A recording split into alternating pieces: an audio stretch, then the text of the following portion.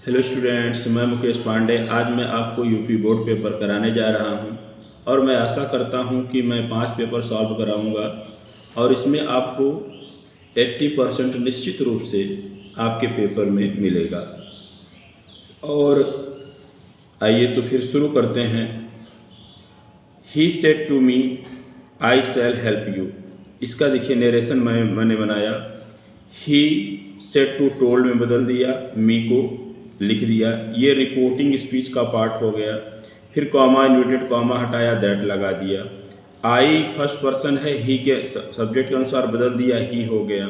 Cell का would, help हो गया। और यू सेकंड पर्सन है, ऑब्जेक्ट के अनुसार बदलेगा तो इसे मैंने मी कर दिया। ठीक, दूसरा देखें। He said to me please help me.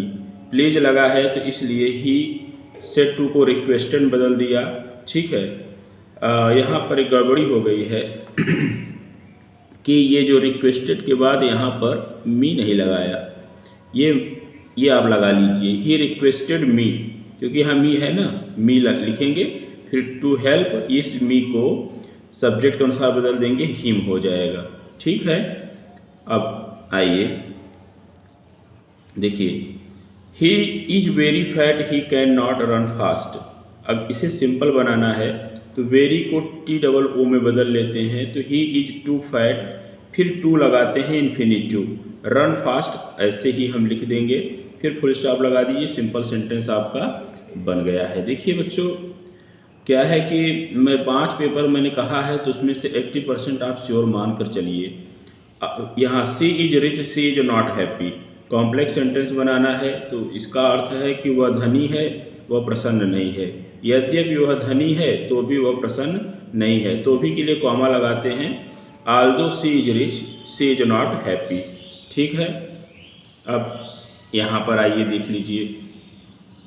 Passive voice कहा है it is time to close the shop, तो इसका पैसिव वॉइस बनेगा इट इज टाइम, फिर फॉर लगाएंगे, ये नाउन को लिखेंगे, for the shop to be closed. ठीक है, इसका ये रूल होता है, it is time for plus noun plus to be plus verb की third form.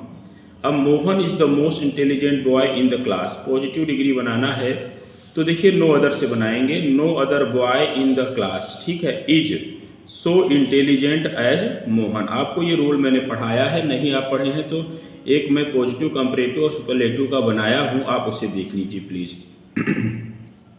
One should not abuse his father. देखिए मैंने बहुत करेक्ट द फॉलोइंग सेंटेंसेस का मैंने बहुत वीडियो बनाया है और मैंने इसमें बताया है कि वन के साथ वंस आता है। अब यहाँ पर हिज दे दिया है तो यही इसमें एरर है, तो इसलिए मैंने एरर पर मार्क किया है कि ये आपका एरर है। ठीक है, अब आइए यहाँ पर आ जाते हैं। अब कहा है कि give the synonyms of the following words. ठीक है, एनी वन कहा है, मैंने दोनों बना दिया, बिजी का इंगेज्ड और विक्ट्री का सक्सेस। ठीक है, अब एक ही कहा है करने के लिए, आप एग्जाम में एक ही करिएगा।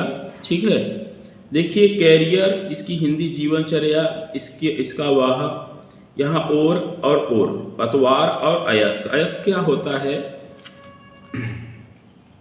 देखिए जो धातु होती है, ठीक है, अशुद्ध धातु, उसे अयस्क कहते हैं। ठीक है, अब आइए हम लोग यहाँ आते हैं। यहाँ पर देखते हैं कि इसका मैंने यहाँ यूज दिया है, we should study deeply for a good career. ठीक है, हमें डीपली पढ़ना चाहिए एक अच्छे कैरियर के लिए। ठीक है, दूसरे का मैंने यूज यहाँ दिया है, वी यूज कैरियर इन और बाइसिकल्स टू कैरी और लगेज। ठीक है, हम कैरियर का यूज करते हैं अपने साइकिल में ले जाने के लिए अपने लगेज को। ठीक है, अब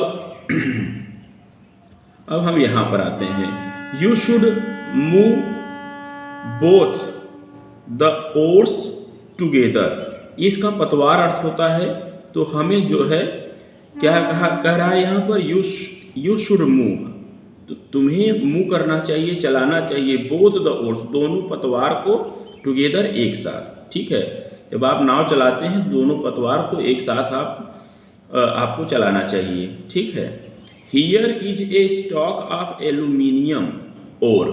अब इस ओर का अर्थ यहाँ पर मैंने आपको बताया किससे, धातु से, है ना।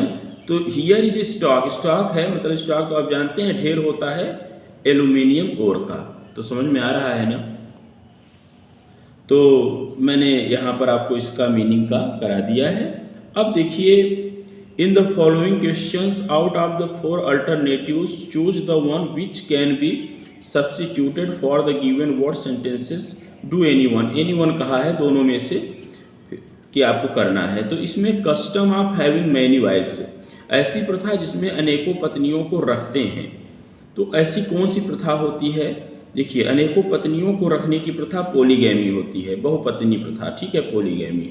बाकी सबका मैंने मीनिंग लिख दिया है, आप औरों को भी जान लीजिए। मान लीजिए एग्जाम में कुछ पूछ लें, a person who does not believe in any religion, जो किसी रिलीजन में विश्वास नहीं करता। देखिए, अगर हम फिलैटलिस्ट की बात करते हैं तो ये टिकट कलेक्टर होते हैं, और थीस्ट की बात करें तो जो मतलब कहें कि आस्तिक होता है, जो भगवान में विश्वास करता है, और एथिस्ट नास्तिक होता है।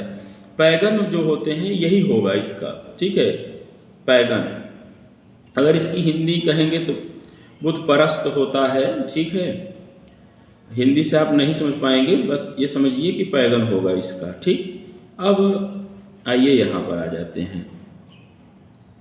यहाँ पर दिया है कि use any one of the following phrasal verbs in your own sentences so as to make their meaning clear, ठीक है। तो to build castles in the air, हवाई बातें करना। विन लॉरेल्स, यश प्राप्त करना, ठीक है। इसका मैंने यूज लिखा है, Ramesh always builds Castle's in the air, ठीक है। अब दूसरे का मैंने लिखा है, Tagore own laurels for his many poems, ठीक। अब यहाँ पर आते हैं, ऑफ एंड ऑन का मतलब होता है कभी कभी, और हैंड इन ग्लो का मतलब घनिष्ठ मित्र होता है। इसका मैंने देखिए यूज लिखा है, your friend Rajesh comes to my house off and on, मतलब कभी कभी, टू बोरो मनी, पैसा उधार लेने के लिए।